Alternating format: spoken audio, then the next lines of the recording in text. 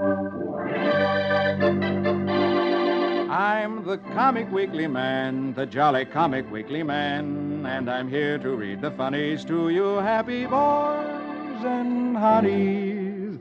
Yes, boys and girls, it's Comic Weekly time, and here I come right into your house to bring a little fun and happiness. Right out of the pages of Puck the Comic Weekly, straight into your living room, your friend, the Comic Weekly Man, the jolly Comic Weekly Man.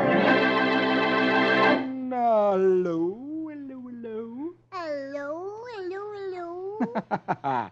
Little Miss Honey, how are you today? I'm fine. That's fine. I'm fine, too. That's fine. Sounds like this is going to be a fine time. It will be if you have a fine joke. In the comics, we should find one. Goody, please read me the funny. Puck the Comic Weekly, Yes. I will in just a moment. But before I do, let's listen to this nice man.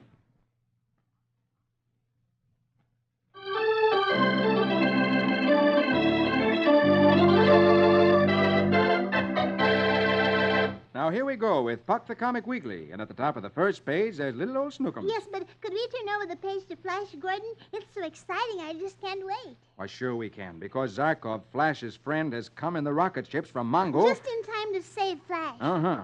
And Zinn had escaped with the machine by which he controls the zombies. And they were just about to overpower Flash when Zarkov came. Well, I wonder whether Flash and Zarkov will capture Zinn now, so let's please read. Since you said please, we will read Flash Gordon.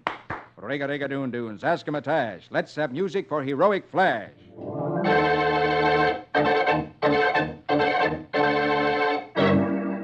Zarkov has seen Flash on the ground below and has landed his rocket ship to pick him up. Safe behind a ring of flame, Flash helps the rebellious Rubia into the rocket ship. Flash laughs. Zarkov, old man, you landed just in time. Zinn's zombies nearly got us. Quickly, they take off.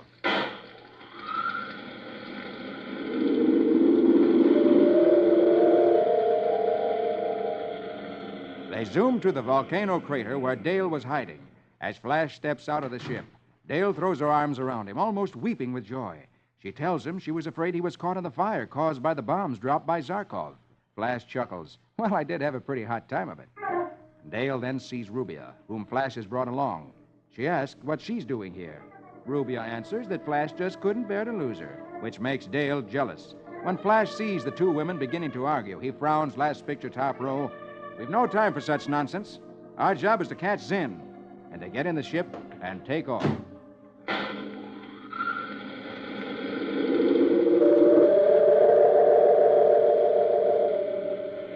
But the crafty Zinn, first picture, bottom row, is too deeply hidden inside the moon to be found. He controls his slave army through the autobrain, thinking for them, even seeing through their eyes when he chooses. He sneers to himself.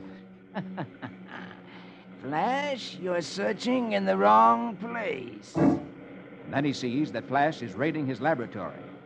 But instead of preventing the men he controls with the machine from going within range of the dropping bombs, Zinn, reckless of human life, sends his robots to certain doom directly into the area where the bombs are dropping, hoping that one man will live long enough to get to Flash. But Flash from above in his rocket ship sees the poor men marching into the area and being killed, and he orders, "Don't shoot the poor fellows. We'll use coma smoke."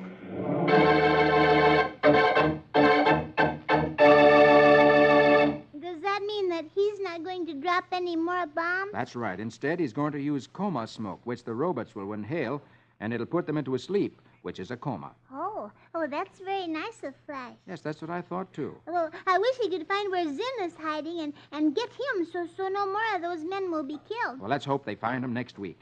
Well, now, how would you like to read Dick's adventures? Oh, I'd love to, because Dick has been with Paul Revere in the early days of America. And remember last week, he and Paul Revere made a fast ride on horseback to a town called Lexington. And do you remember they were yelling, "The British are coming, the British are coming," and the people got out of bed in their nightshirts. Yes, and right in the middle of this dream, Dick woke up. Well, maybe he'll go to sleep again and have another exciting dream. So let's read, because they're so exciting. Well, let's find out now. So here we go on page 3 with Dick's Adventures in Dreamland. And say the magic words with me.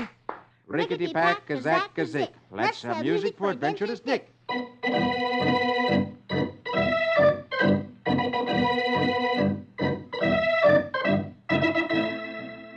It's nighttime, and Dick is falling asleep. His father hears him mumbling and says, "I thought I just heard him say George Washington." And then Dick drops off to sleep.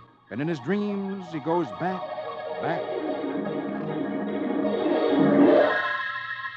And he finds himself knocking on a door. The servant opens it. And in answer to Dick's question, the servant says, "Oh, yes, sir, young gentleman. This is the George Washington plantation. Any name to give Mr. Washington?" Tell him, please, I was just sent down to Virginia from Massachusetts with some very important news. Dick is led into the house and meets the great man himself. And last picture, top row, is telling George Washington, "Sir, the British regulars and the American Minutemen have fought their first battle. It started in Lexington on the 19th of April. And as Dick tells the story, George Washington sees it in his own mind, just as we see it in the pictures in the second row. The Redcoats marched up from Boston to arrest John Hancock and Sam Adams in Concord and to seize powder and bullets. But Paul Revere rode ahead and warned everyone. And the Minutemen were waiting in Lexington, and they were shot down. And at Concord Bridge, there was another battle. But the British were too late to catch Hancock or Adams, and most of the powder and bullets were used on them. And then they started back for Boston." And he goes on, first picture, bottom row. And the news spread like wildfire. Bells were ringing everywhere. Farmers left their fields and workmen left their benches, and they came with their guns and blasted the Redcoats from behind every tree and stone wall. And they cut them to pieces.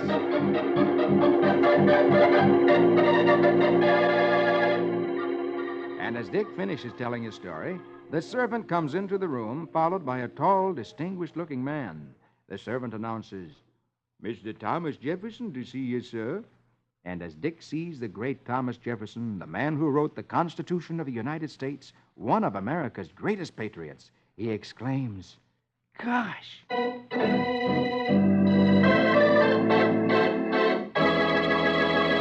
Oh, wasn't that exciting? The Americans chased the British back. Very exciting, because the Americans were only farmers and the British were a large army. Yes. I wonder what Thomas Jefferson has come to see George Washington about. Next week, we'll find out. Oh, I can hardly wait. You know, there's so many famous men in this story. There's Paul Revere and George Washington and Thomas Jefferson.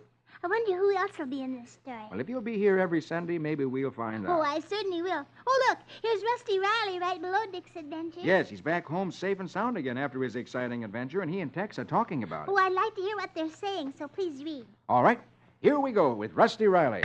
Gallop and run till the road is dusty. Give us music for his horse and Rusty.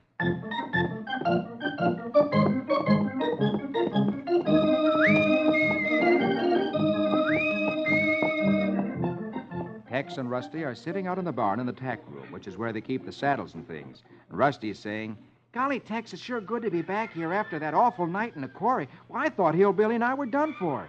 Yeah, that sure was a rugged experience, Rusty. But it was right smart of you to notice them low-flying planes. You know that's how we located you? Well, by the way, how'd the police happen to arrive just at the right time? Well, that was a surprise to Mr. Miles and me, too, Rusty. They just got curious when they heard where we were heading. Turned out lucky for them as well as for us. That hombre with the mustache is known as Blackie, a man they've wanted for a year. At this moment, Mr. Miles comes into the barn and says, "Oh, Tex, I'm glad I caught you in. And you too, Rusty. I have some business to attend to up in New England, so I'm going to open the old house on the coast. You and I will go there right after the Selby Cup race." "Well, how about Patty and me? Are we going to go too?" Mr. Miles replies, last picture, top row. Yes, Rusty. We'll be there quite a while. So I've wired to have a tutor for you two youngsters. Right, boss. So we better send Jimmy up to get the stable ready.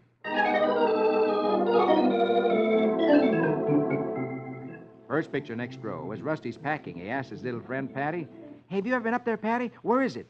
Patty tells him that it's a wonderful place called Shark's Neck, and that he'll just love it, that there are boats and fishing and everything. Rusty's eyes light up at the thought of going to this wonderful place.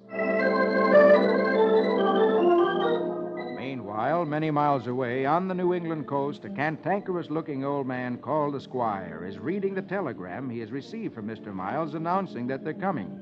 And he says to himself, This telegram for Miles poses a bit of a problem. I might even say nuisance. Well, I better talk this over with the captain. Last picture, he's down by the boatyard talking to a bearded old fellow who's a sea captain, saying, Captain, I have some disturbing news. Quentin Miles is coming up to occupy his house on Shark's Neck. This is a severe blow to our activities. The captain thinks for a second, then replies, Well, Squire, it's true it has the only safe beach on the neck, but with a little care, we ought to be able to keep on without too much danger.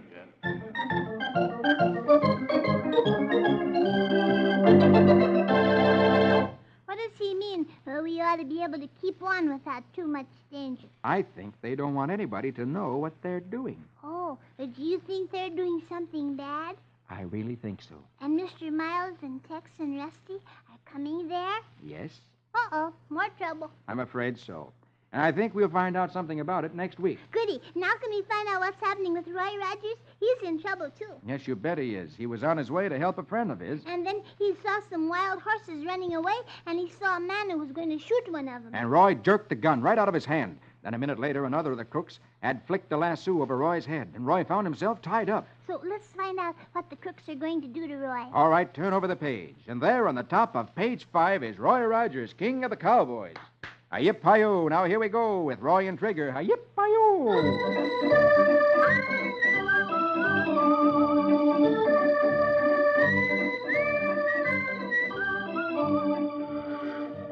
His hands bound behind him, Roy watches as Beaker, one of the crooks, lassoes one of the wild horses, snags the rope around a tree, and holds the horse steady while he says, All right, splice the lariats together, Shorty. This wild Mustang's gonna give Rogers a joyride. Shorty, Beaker's Mexican helper, ties Roy's feet to the end of the rope around the wild horse's neck, saying, This'll teach you to mind your own business for good. And they let the wild horse go, last picture top row. And he gallops off, dragging Roy on the ground behind him. Shorty shouts first picture next row. So long, Rogers. Watch out for the high spots. Ha! As the horse that is dragging Roy goes out of sight down the canyon, Beaker and Shorty mount their horses. Beaker says, third picture, second row, All right, let's get back to trailing that critter. We gotta get him before Chubby Walden does.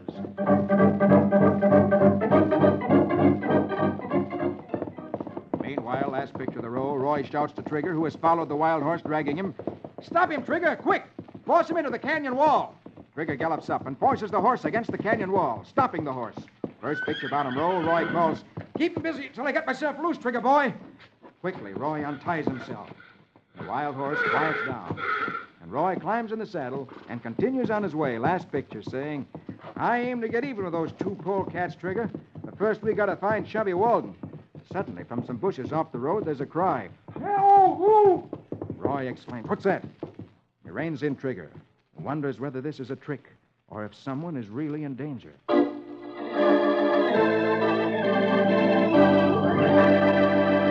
Oh, do you think that it's someone in trouble? I'm afraid the only thing to do is to wait until next week to find out. Well, I hope that next week Roy does catch those two crooks and just fixes them good for what they did to him. I feel the same way, and I think he will. Good. Now, how would you like to read Donald Duck? Oh, I just love it, please. Very well, then, turn over the page, and there in the middle of page 7, under Barney Google and Snuffy Smith, is Donald Duckle, and I'll read him in just a moment. But first, here's that nice man again with something interesting to say.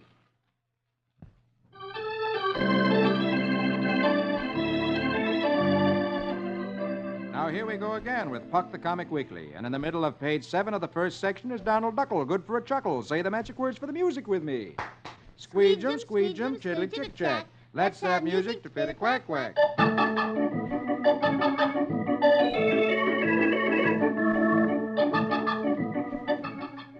Donald turns on the radio, and a voice comes out.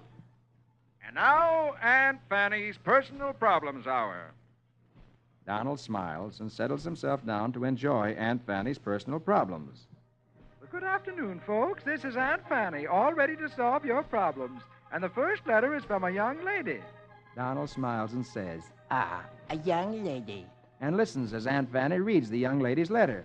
Dear Aunt Fanny, my boyfriend is so stingy, he only takes me to the cheapest places. I'm desperate, Aunt Fanny. What shall I do? Signed, Daisy. Last picture, top row, Donald exclaims. The rotter. Then first picture, bottom row, his eyes pop together, and he exclaims, Daisy. Daisy. and he realizes that the letter is from his girlfriend, Daisy, that she's complained about him to Aunt Fanny. And he listens as Aunt Fanny answers Daisy's letter. Dear Daisy, on your next date, wear your oldest, most ragged clothes, and he'll get the idea. Donald smiles to himself. So, a trick, huh? A female conspiracy, huh? Well, we'll see about that. And in a minute, with a trick of his own in mind, Donald has Daisy on the phone and is asking her. Like to step out for chow tonight with me tonight, Daisy? Daisy replies, Oh, I'd love to.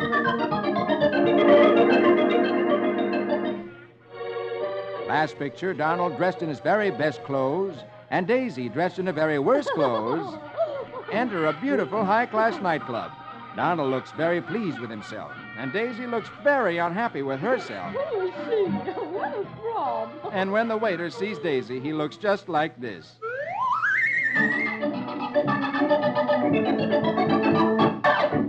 Oh, that was mean of Donald to take her into a nice place when she was dressed in old clothes. Well, I think it was mean of Daisy to wear old clothes when she was going out with Donald. Yes, but Donald had always taken her to cheap places, and when a man... Should we read... Well, when a man takes the girl... Should we read Blondie? Well, when a man takes the girl to a cheap place... Very well, then we won't read Blondie. Oh, I'd love to have you read Blondie. Oh, you changed your mind, huh? No, I always love to have you read Dagwood and Blondie, and I know where to find them. Just pick up the first page of the second section of Puck the Comic Weekly. Well, since you have it all spread out, I shall read Dagwood and Blondie. Ramafoo, Ramafum, Zim Zam Zombie. Conjure me music for Dagwood and Blondie.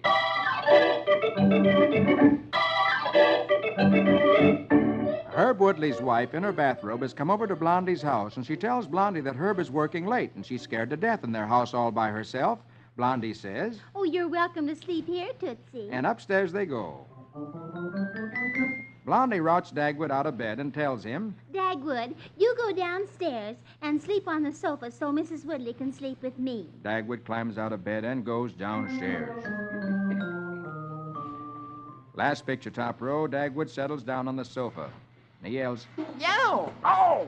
The spring in this sofa is broken. It's cutting me to pieces.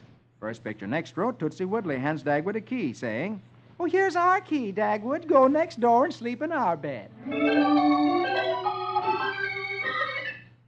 A little later, Herb Woodley comes home, saying, Oh, man, I'm tired tonight. It's going to be good to get some sleep.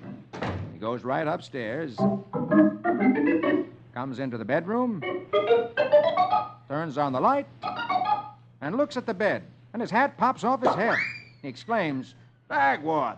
and Dagwood says sweetly, Oh, yeah, your wife is sleeping over at our house with Blondie.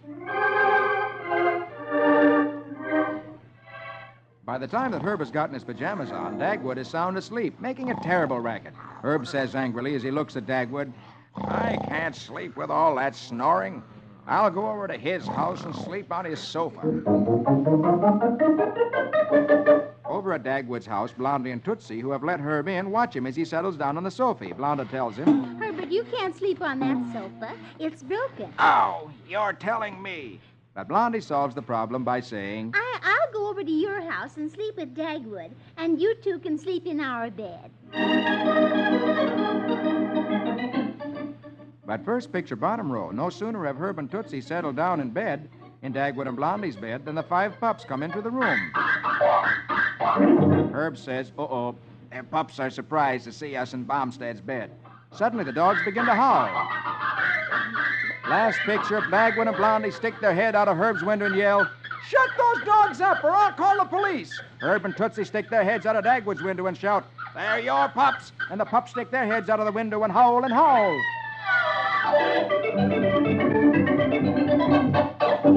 Wasn't that funny?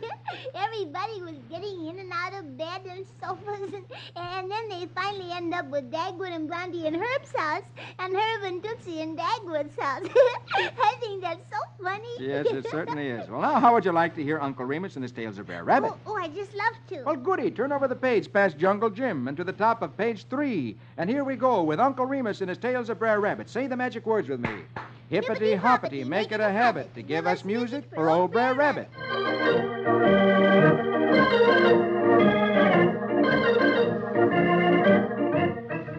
Uncle Remus says, One time, Brer Coon's store was robbed, but the only clue was some great big footprints.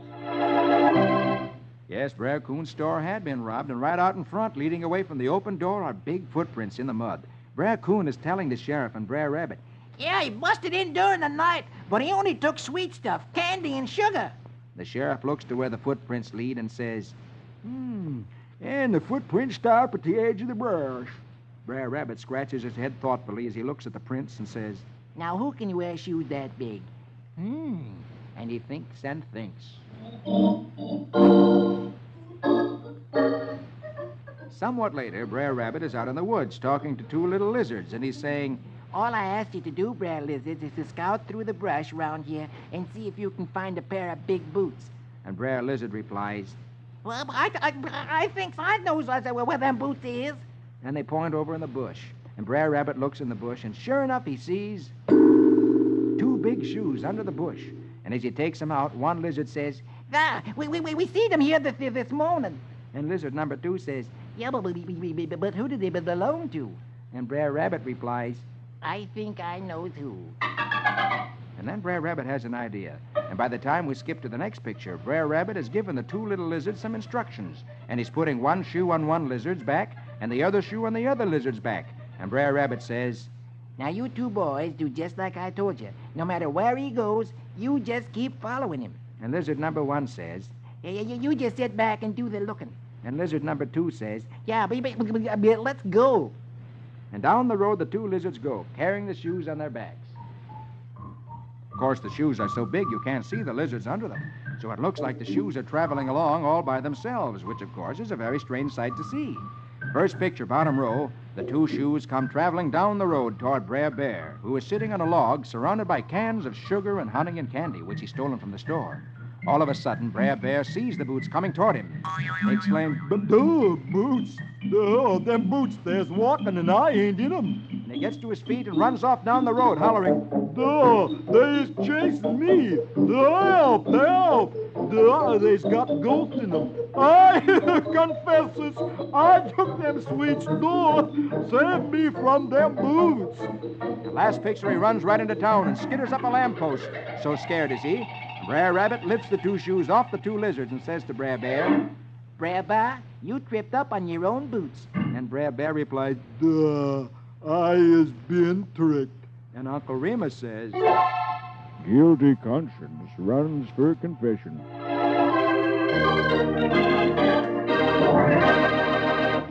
Wasn't that a funny look on Brer Bear's face when he saw the two lizards coming toward him? well, it certainly was, and I'm afraid Brer Bear's conscience got the best of him. Oh, I'm afraid so, too. I knew he was guilty. Well, now I'm afraid I'll be guilty if I don't read Prince Valiant to you. Yes, you certainly will. Very well, then, turn over the page. Go past the Comic Weekly Club, which I'm sure you follow every day. Oh, yes, in the daily newspaper besides the Sunday paper. And go past the Lone Ranger, across the page, past Little Oh, Iodine. you don't have to turn all these pages. You just go to the right to the last page. That's where Prince Valiant is. Oh, yes, and here we are on the last page of the second section with Prince Valiant in the days of King Arthur. Hackett, Breckett, Gray Malkin, and Quince. Music romantic for a fair, fair prince.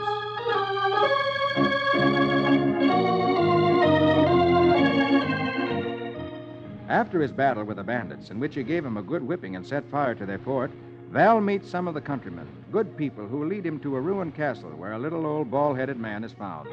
His name is Sieur de Luc, who says, Pardon the slight untidiness of my house, good sirs. I am seeking control of a monster who is boisterous at times.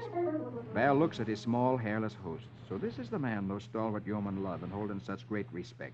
Sieur de Luc invites Val and his men to dinner. And last picture, top row, they dine in an unruined corner of the castle.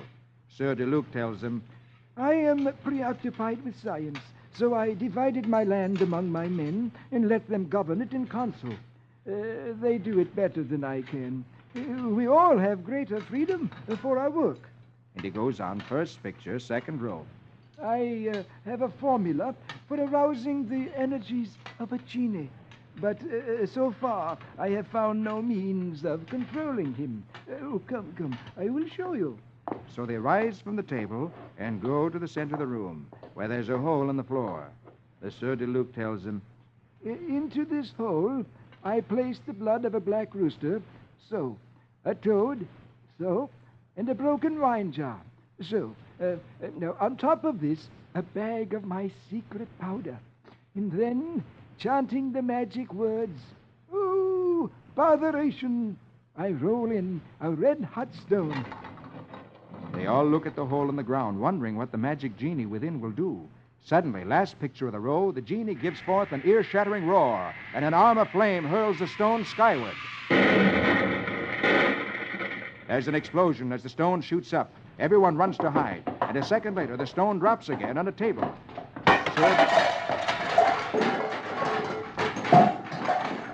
The Sieur de Luc stands with folded hands, looking about him with a serene look on his face. First picture, bottom row. Val gets to his feet. But it takes much longer to get Eagle, Rufus, and young Arf to return from their hiding places where they had run in such a hurry. Last picture, as Val looks at the strange little man in amazement, the Sieur de Luc thumbs through a book as he looks at the castle which he has ruined by his experiments, and he says, I am slowly reducing the formula. Next time, I shall leave out the toad.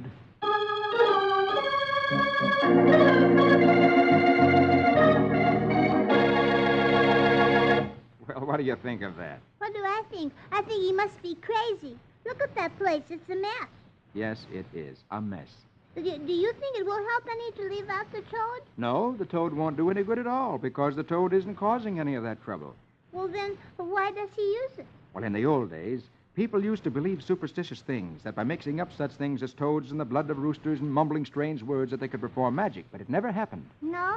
Then what caused the explosion? Well, if you come next week, you'll find out. Oh, I'll be here. Fine. Now, that's all the time I have, but before I go, here's that nice fellow with some more interesting information.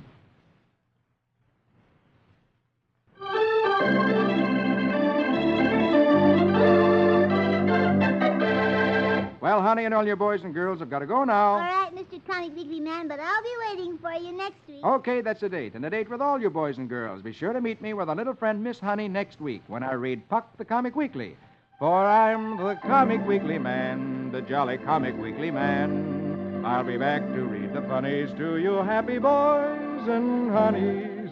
Don't forget, boys and girls, see you all next week. Your friend, the Comic Weekly Man, the jolly Comic Weekly Man.